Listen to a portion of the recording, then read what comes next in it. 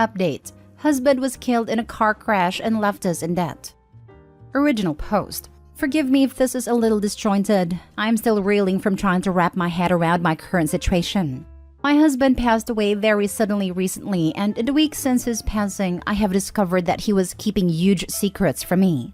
In going through our financial information, I have discovered multiple credit cards in his, mine, and the kids' names that are at a maximum balance. 2 sets of loan papers from different banks for over $20,000. Paperwork that says our mortgage is 4 months behind, and a ton of other things that I can barely make sense of. From what I can tell, his business hasn't been making any actual money in over a year, and our savings accounts are drained. There is evidence that he has been using some gambling website and has lost thousands and thousands of dollars. I've been a stay-at-home mom for our entire marriage, and he owned his own business, so he handled everything with the money. I have no idea how to deal with any of this or what to do. I know I need a lawyer, but our accounts are pretty much empty, and I'm at a total loss over what to do. Are there any free legal options I can look into? I have tried to call a bunch of lawyers that all of them have said they won't give out any advice or counsel over the phone. Am I liable for all this debt even though I didn't consent to my name, and certainly not my kids' names, being used to open credit cards? I feel like an idiot for being this uninformed, but I'm completely unprepared to deal with this, and I'm terrified we are going to lose our house and worse. I never in a million years dreamed he would do this to us. Can anyone point me in the right direction, please? Now for the top advice before reading the updates. I have discovered multiple credit cards in his name, mine, and the kids' names that are at a maximum balance. Credit cards in kids' names or your name that you did not open is identity theft. You should report it. There's a lot of good information on the r/personal finance sidebar. I'm sorry this happened to you. Good luck. OP this so much. It's identity fraud. File a police report, then send it to each of the card holders. Follow the advice on personal finance. In addition to what others have said, do not make any payments on any of your husband's debts until after you have made absolutely sure that you are responsible for them. Any type of payment or even acknowledgement of a debt can make you responsible for it even if you wouldn't have been otherwise. By absolutely sure, I mean that you've consulted a lawyer who has looked at your entire situation and concluded that you are responsible. This is not true. I worked in the estate department for half a decade in one of the big 4 banks. Just because you make a payment does not give us the right to change guarantors and be entitled to collect directly from you.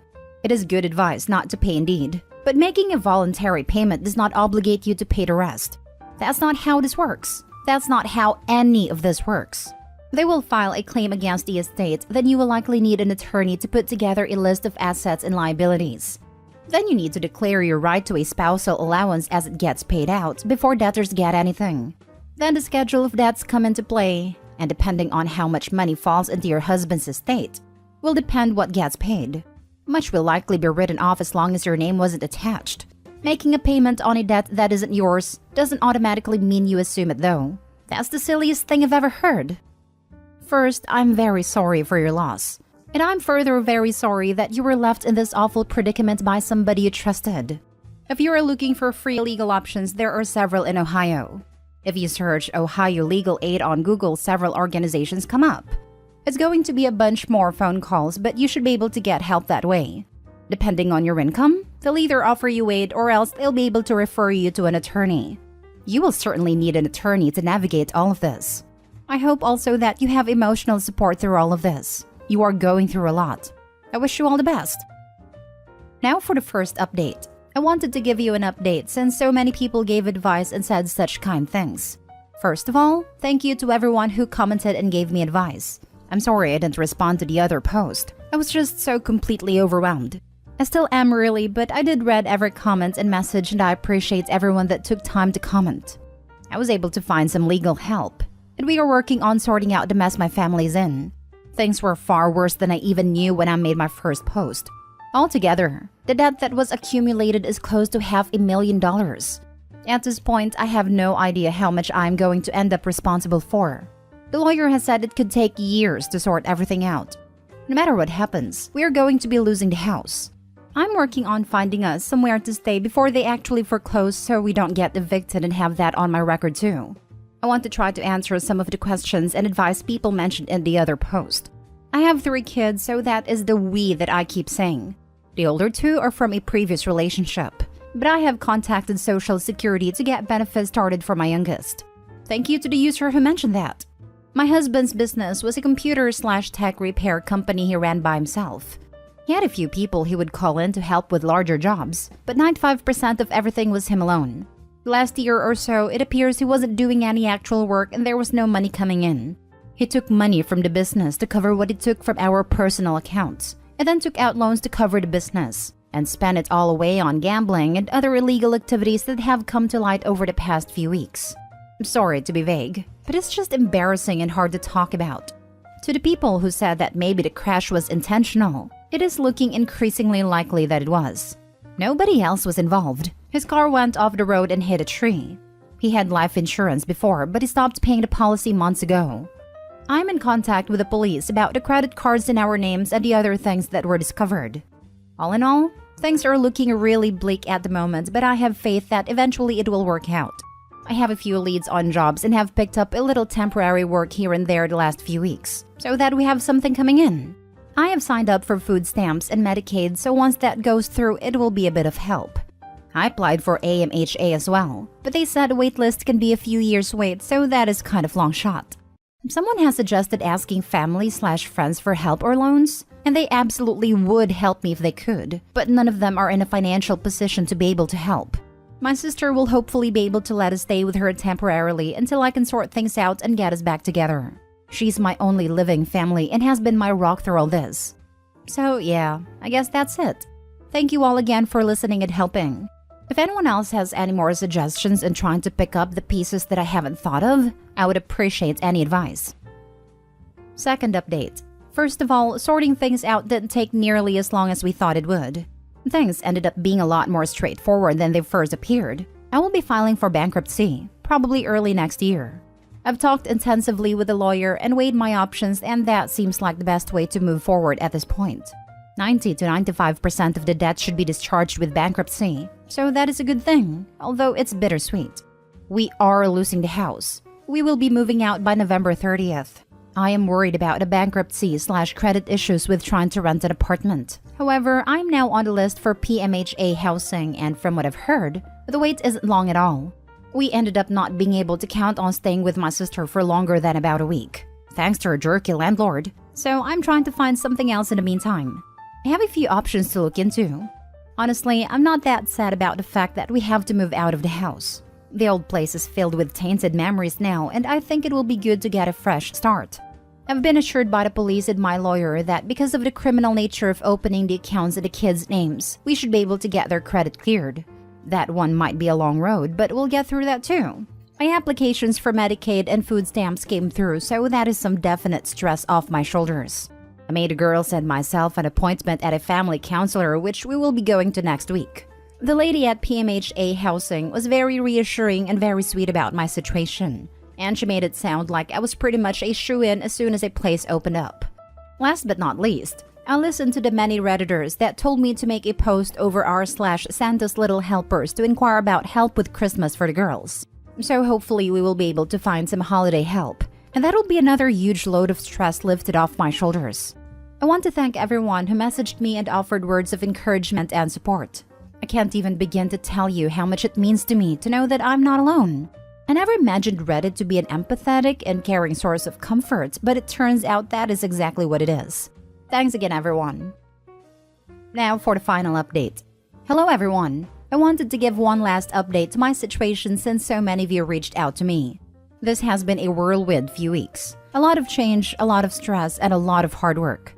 As difficult as all this has been, and will still be to go through, I am feeling more positive than I have in months. The legal issues are being dealt with as best they can for the moment, and we are looking at filing bankruptcy early next year. It is scary to think about, but I do know it is our best option and things will work out in the end. We moved out of our house almost a week ago.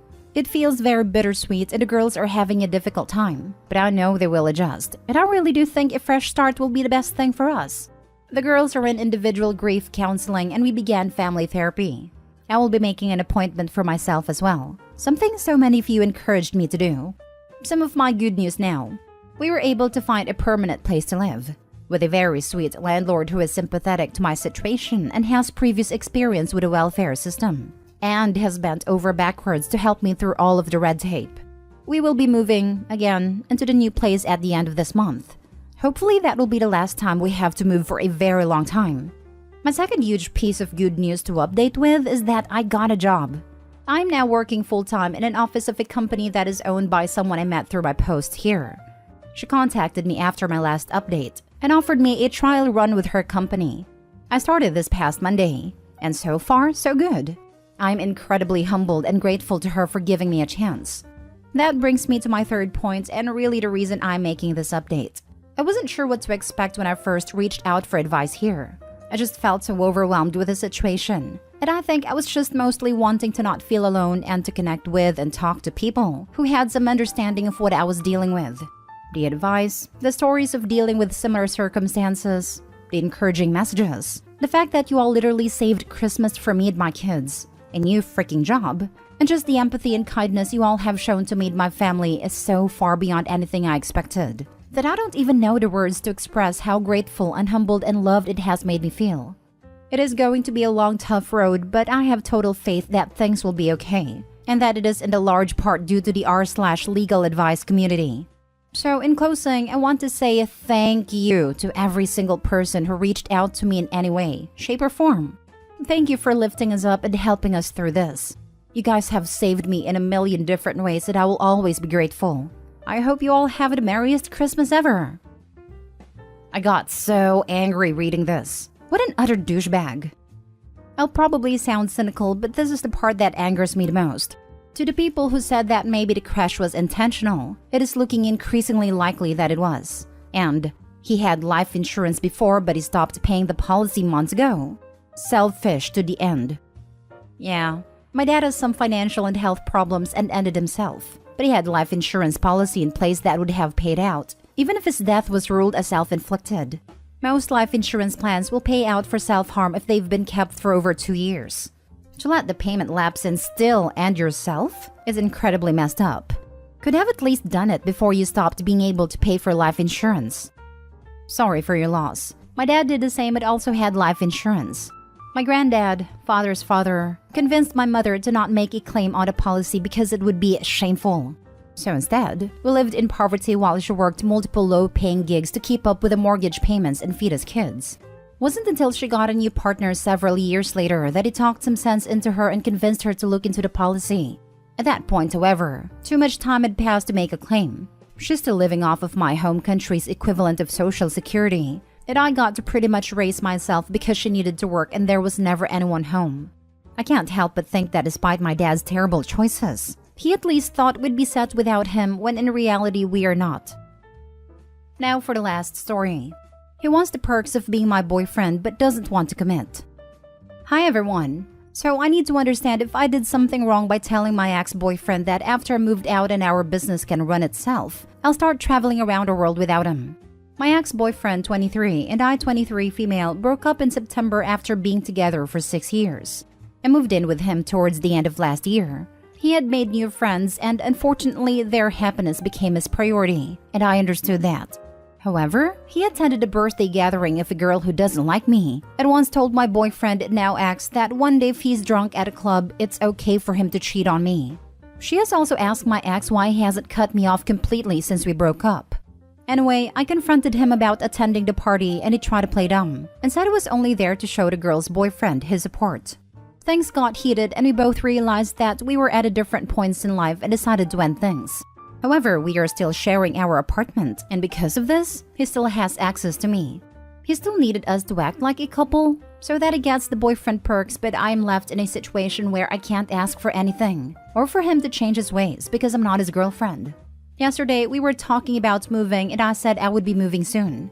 He asked why I didn't say we are moving, and I said because we agreed that we are not moving into the same place. He had suggested that we move into the same apartment building. And if I'm being honest, I want my space. This morning, he asked if we should move to Namibia after our business can run itself. And I said I'll probably go to Europe. He asked again why I'm not including him in my plans, and I explained the same thing to him. He then asked if I'm staying with him because I want to or because of the business situation. And I again clarified that he was the one who introduced this idea of me finding my own place. Now he's sad, and he's saying he was naive to think I would still want him in my life. He wants us to be best friends, but wants me to treat him like my boyfriend. He wants me to include him in my plans, tell him everything that happens in my life, sleep with him and be there for him 24/7. I honestly feel like he wants to keep me close so that he has control over what I do and the people I meet. I no longer want to give him access to me. What he did really hurts me. I'm struggling to move past it and I still need time to heal. But I feel like he's rushing me. I do want us to be friends but on my own terms. So I need to understand if I did something wrong. Edit. To everyone who thinks it's my fault because I sent a mixed message and to all those being mean. My ex gets grumpy if I share anything he doesn't agree with. He starts banging doors and acts like he's being forced to talk when I try talking to him. He becomes very uncomfortable to be around, and his energy is draining. He also tends to stop working and often uses me voicing out my concern as an excuse for being depressed and not being able to work. This leaves me having to take on all the workload. On the day we broke up, he tried to cut me out of our business, and I have invested my life into this thing. I'm just trying to hold on until I can get the proper papers done and then leave. I'm doing the best I can with the situation before me. To everyone sending encouraging words, thank you so much. I truly appreciate your kind words and advice. I'll definitely update everyone on the day I finally move out. Now for the advice. Remind him that friends don't just sleep together or plan to spend the rest of their lives living together. That's weird as heck.